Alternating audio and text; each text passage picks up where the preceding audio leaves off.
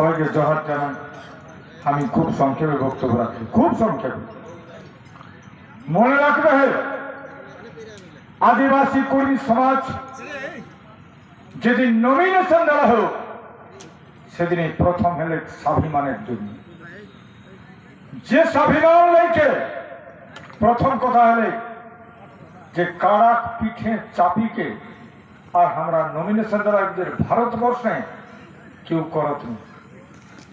এটা কারণটা হয়ে গেছে যে আজ আমার স্বাভিমানকে আমার সংস্কৃতিকে এক শ্রেণীর মানুষ যারা নিজেকে অভিজাত মনে করো, আভিজাত্য দেখাও, যারা কুর্মী হেইকো, যারা কুর্মীকে ঘৃণা করছে, কুর্মী হেইকো যারা আপন সংস্কৃতিকে ঘৃণা করছে, তারাকে দেখাই দেওয়ার জন্য জঙ্গলমহলে জনপ্রিয় সংস্কৃতি এবং আমার সঙ্গে জীবনের আত্মার সম্পর্ক সেই কারাকে ঘৃণা এখনো করছেন। কারণ কারা লড়াইটাকে এরা খতম করার জন্য প্রশাসন মুরগা লড়াইকে খতম করার জন্য এরা একবার কেস ঢুকাই বন্ধ করে দিয়ে উঠি, তখন হামকে করতে অজিতদা আপনাকে বাঁচাতে হবে। সেই জন্যে আমার একটা চ্যালেঞ্জ রহে যে সালা এহে জি আমরা যাকর হার যাকর সঙ্গে সম্পর্ক সেই কারা হারি চাষ করিকে আমরা কিন্তু জীবন সংগ্রামের সাথী হইতে রই। সেই কারা জনপ্রিয় যে সংস্কৃতি তাকে বাঁচাও খাতিরে কিন্তু আমি কারা পিঠে যেন আমলোকে ঘৃণা করো। একটা কথা হলে এখন তক্ক আদিবাসী কর্মী সমাজ প্রচারে আন্দোলনে মানুষের কাছে যাওয়া, মানুষের কনভিন্স করা এখন তো আমরা ফার্স্ট টাইম এখন তো পরিষ্কার হলো। আর আর মাত্র কয়টা দিন হয় প্রচারে? 9টা দিন তোরা একটুকু সত্যিকার সহ্য করবে কিনা রকম। আজকে তোরা যতনাগুলা লোক আইলা, কিছু লোক তো চলে গেল ভুখে চলে গেল, এটা ভাবিয়া না কেন। সত্যিকারে করা নিজে টাকা খরচ করিকে না খাইকে তৃষ্ণায় থাকি কোন রাজনৈতিক দলের কর্মীরা এতনা আত্মনিয়োগ করিকে পার্টির জন্য আহা। তোরা মনে রাখবে অজিত মাহাতোর জন্য নেই। আজকে পুরুলিয়া যে শোষণ বঞ্চনা, পুরুলিয়া আজকে জঙ্গলমহলে আজকে বহিরাগত নেতৃত্বে যে শোষণ আর বঞ্চনা তাকর বিরুদ্ধে যে সংগ্রাম, সেই সংগ্রামে যে তার সম্পর্ক একর জন্য আমি অত্যন্ত অভিভূত। আর কোন এটা বিপ্লবের একটা প্রথম সোপান। বিপ্লব যখন হয়ে মানুষের খায় মারছে নেই, মানুষের পয়সার দরকার হয়নি, সেদিন মানুষের জীবন দেওয়ার প্রস্তুত হয়। তো মনে রাখবে যখন কোন জাতি জীবন দেওয়ার প্রস্তুত থাকো তখন কোন শক্তি তোকে খতম করে পারবে। আজ লড়াই, আজকে লড়াই, সেই লড়াই শুরু হলা হয়। এই লড়াইটা শুধু ভোটে নেই, আজকে আত্মিক লড়াই। আজকে আমি এটা মনে রাখবে, আমি বারবার কলাম আরে আরে নেপাল মাহাতো, আরে জ্যোতির্ময় আর শান্তিরাম, অজিত মাহাতো জিতলে তোর জিতে তো তোর স্বাভিমান বাড়তো, তোই বাঁচবে, তোর কুটুম বাঁচবো, তোর ভাগ বাঁচব। আর তোই জিতলে কর্মীরা খতম খাতা, তোই জিতলে তোর পার্টি জিতত, কিন্তু কর্মীরা শেষ হয়ে যেত। একবার সেই জন্য কলাম তোরা তো উচিত হলো সারেন্ডার করে দেওয়া, তোরা উচিত হলো সারেন্ডার করে দেওয়া। এ মাটির জন্য, এ ভাষির জন্য, এ সংস্কৃতির জন্য, এ শোষণ বঞ্চনার জন্য তোরা কি একটুকু গাতে লাগনি? যেদিন 1006 চলে আইলো তোকে আমি কহরম শান্তিবাবু, তুমি মিথ্যা হলো বলো, মিথ্যা কথা তুমি বলো তোমার নেতৃত্বের কাছে যে আমার এমএলএ দরকার নেই আর আমার মন্ত্রীর দরকার নেই, সবে যতনা চাকরি এলেন সব ঘুরে যাইতেন কহে মিথ্যা হুঁশিয়ারি নিজের ক্ষমতায় রাখ নাই। আজকে সেই জন্য কহ পার্টি করা, পার্টির জন্য আমি তোরা কোনো রকম দোষ দিও নি। তুই ন্যাশনাল পার্টি করিস, এখন ন্যাশনাল পার্টি করিস, তুই স্টেট পার্টি করিস। মনে রাখবে পার্টি করা পার্টি গোলাম। আজকে 35 বছরে অজিত মাহাতো তো পরিষ্কার কথা বয়স হলা হে, তারপর অবশ্যই বার্ধক্য আইলা হে, তারপর অবশ্যই মৃত্যু হতে কিটা পরিষ্কার কথা। কিন্তু মনে রাখবে আইডিওলজি আর ভাবনা কিন্তু মৃত্যু হয়ে, আইডিওলজি আর ভাবনার মৃত্যু হয়ে গেল কখনো ওর জন্ম হয়ে থেকে বারবার আর লড়াই হতে থেকে ওরা এটা কথা করুন। সেইটাই আজ তোরা আমি এটাই গর্ব যে প্রথম 75 বছর পরে দেশ স্বাধীনতার পরে প্রথম কুর্মীরা নিজে গ্রাজুয়েশনে নিজে আন্দোলন করে শিখলা। সেটার নেতৃত্ব তো অজিত মাহাতো দেয় এবং আদিবাসী কর্মী সমাজ। তুই চিন্তা করে আরে যেদিন রেল টেকা হলে সেদিন তুই একটুকুনি ওদিকে গেলে কোন নেতৃত্ব রেল টেকায় যাতনি, ডর ঠেকায় যাতনি। এটাকে তখন আর কিনা ভাবছি এটা অজিত মাহাতো থেকে, এটা কুর্মী সমাজের হতে, এটা তোর লোহ। তাহলে আজকে আজকে তুই পুরুলিয়ার কাছে দেখি পাওলে, আজকে তুই কুর্মী জাতির কাছে দেখ পালছি। আজ তো শুধু কুর্মীর চাইতে জন্ম এই কুর্মী হওয়া নেই।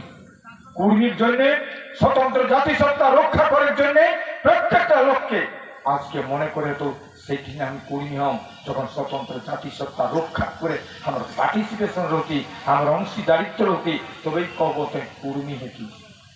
আজকে নেগাচারীকে খতম করার জন্য রাজনীতি দায়ী হেঁটে পরিষ্কার কথা। আজ আদিবাসী কর্মী সমাজে যদি জন্ম না হয়েছে এরা খতম করি দেরছি, খতম করে দেবে। এরা জীবন দর্শন গুলা জানবে হে, এরা পারিবারিক জীবন দর্শন জানা, এরা কিনা করলা।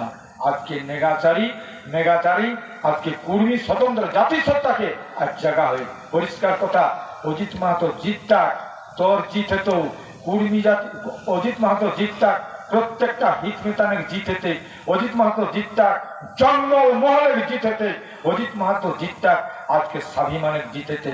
আজ সালা হামর হিয়া চাকরি বহিরাগত লোকের লেতা আর হামর লোক কান্তা, হামর থালে রুটি কাঢ়ি লেতা, হামর থালে মার লুটাই জাতি। আর তার সেইটা আমি ভালো অজিত মাহাতো জীবনে বলতে এটা সহ্য করার কথা।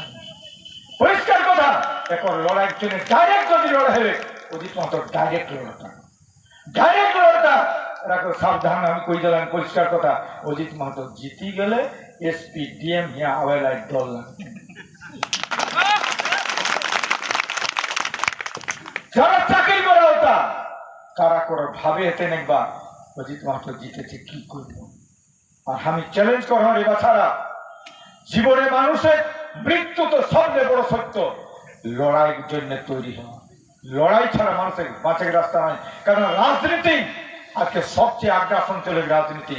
তোর যখন সংস্কৃতিকে খতম করতে, তোর ভাষাকে খতম করতে, তোর কালচারকে খতম করতে, তোকে তার মানে তোকে পঙ্গু করে হোক কহে জেনোসাইড তখন হেতে তোর ভাষা সংস্কৃতি ধর্ম যখন খতম হয়ে যেত। এবং ভাষা ধর্ম সংস্কৃতিকে খতম করার জন্যই আজকে একটা তৈরি করা তারা এখন নাম হলে জেনোসাইড। এই জেনোসাইড একটা দারুণ জিনিস, জেনোসাইড একটা দারুণ জিনিস। খতম করে সবচেয়ে বড় অস্ত্র হলে একটা জাতকে খতম করতে। আজকে আমার অনুরোধ এটাই, তোরা রাজনীতি কিনা করবে, রাজনীতি কতদিন বাঁচি থাকো, কিন্তু মনে রাখবে জাতটা বাঁচতে, সংস্কৃতিটা বাঁচতে, ভাষা বাঁচত, কালচার বাঁচত, একর জন্য আমার লড়াই। আর আজকে কবেন শিক্ষিত মানুষ যারা পড়াশোনা করলারে বা যারা মাস্টারি করে বিভিন্ন রকম ভাবে আজকে ব্যবসায় যুক্ত হইয়া তাদেরকে মনে রাখবে আজকে যে লড়াই, এই লড়াইটাকে সংদাহার তোরা আগামী দিনে অজিত মাহাতো জিততাক এবং জিতিকে এসপিটা হেতে একর জন্য কোনো চিন্তা।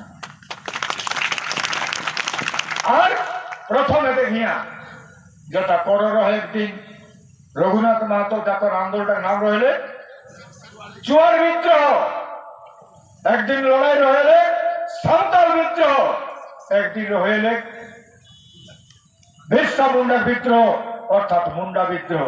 সেই জন্য কহম আর জঙ্গল মহলের মানুষের যদি প্রত্যেকটা নিজের রক্ত যদি টান থাকে না মাটির জন্য, তো মনে রাখবে আগামী দিনে জঙ্গল মহল ঘুরি একটা লড়াই হতে, সেই লড়াইটাই পরিষ্কার কথা।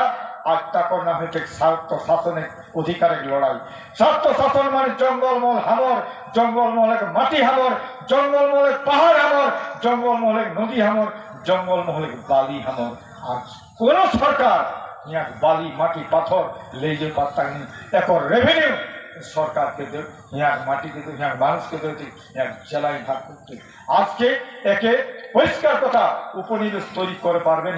আজকে একদিন ব্রিটিশরা ভালো না, আজ ওরা ভাবিয়ে না ওই রাস্তাঘাট বোনারে হামোর জন্য নেই, ওই ইয়ালে কয়লা লেগের জন্যে রাস্তাটা বোনার হয়। ট্রেনটার নামের হলে 315 ট্রেনটার নাম কুলি ট্রেন। আরে পড়াইলি রেল সারি চড়াইলি রেলগাড়ি ফাঁকি দিয়ে পাঠালে আসাম রেল আসাম। সেদিন কিন্তু কুলিটা লেগের জন্য কিন্তু ট্রেন লাইন বনল, আর ট্রেন এটা কিন্তু হামরার জন্য নেই। সেদিন শিক্ষা প্রথম শুরু করার শিক্ষা কিন্তু ব্রিটিশরা মানে খারাপ হলেও ভালো করার কাহে তোকে শাসন করে জন্যই কিন্তু এডুকেশনটা দরকার হইলেন না। হামর লোককে বন্দুক দিলেন, হামর লোকের ট্রেনিং করালেন, হামর লোককে গুলি করলেন। ব্রিটিশ পলিসি আজও কিন্তু পরিষ্কার কথা, এ যে ব্রাহ্মণ্যবাদের চক্রান্তের শিকার আজকে আমরা উচ্চ বর্ণীয়রা রাজনৈতিক দলের শিকার। প্রত্যেকটা রাজনৈতিক দল তারা পরিচালনা করার আজ আমরা ওরা কাছে দাসত্ব করার জন্য তৈরি হয়ে। মনে রাখবে প্রদীপ মাত্র এটাই শপথ যে দাসত্ব কাকেও করে দেবেননি, দাসত্বের মুক্তির জন্য লড়াই। আগামী ভোটে জিতা মানে দাসত্বের কাছ থেকেও মুক্তি। তার কাছে আবেদন, আগামী দিনে নির্বাচনে যে নমিনেশন হবে ভারতবর্ষে বোধহয় নমিনেশনটা কিনা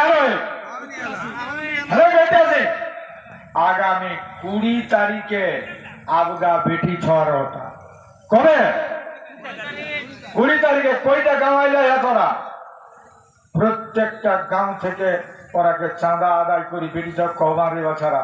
আর তোরা ভাববে দমে বিহা গাড়ি লেগ না, আমরা যতই রোড আমার যতই মিটিং আর ততই বিহার লাগ না। প্রত্যেকটা বিহাগারে কেউ গাগরা, কেউ থাল, কেউ অলতি, কেউ ঘটি, কেউ শাড়ি লেকে গেলায়া।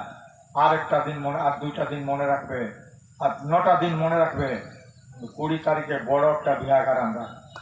সেদিন 11টার সময়ে প্রত্যেকটা ঘরে 100 টাকা দেইকে আর চাঁদা করি। আর সেদিন সব প্রত্যেক গাঁওলে যেতাম মায় বোনরা আপনারও একদম পুরুলিয়ায় দেখিন কারা টাকা বাঁধর টাকার দিন ছাইরা থাকতে। ও সেদিনে দেখা যাবে মিটিং সভা করে 19 তারিখে কবে। আর গতকাল মিটিং করলাম, 2টা মিটিংকে চ্যালেঞ্জ করে দেশের নমিনেশনটা আমরা বুঝিনি চ্যালেঞ্জ হবে, কিন্তু একর পর একটা হাতে চ্যালেঞ্জ। প্রত্যেকটা জেলালে প্রত্যেকটা গাঁওলে মাই বহিরা আওতা তাকর জন্য ব্যবস্থা করবে। সেদিন কিন্তু বেটা ছ মিছিলের আওতা নেই, ঠিক আছে না?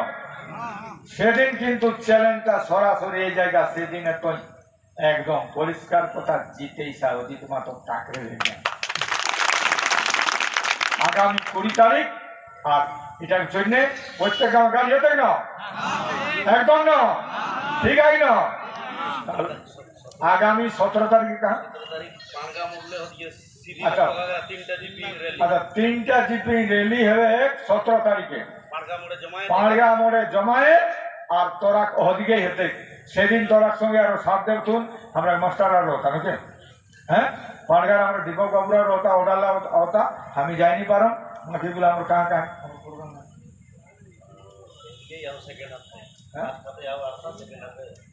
अच्छा ठीक है।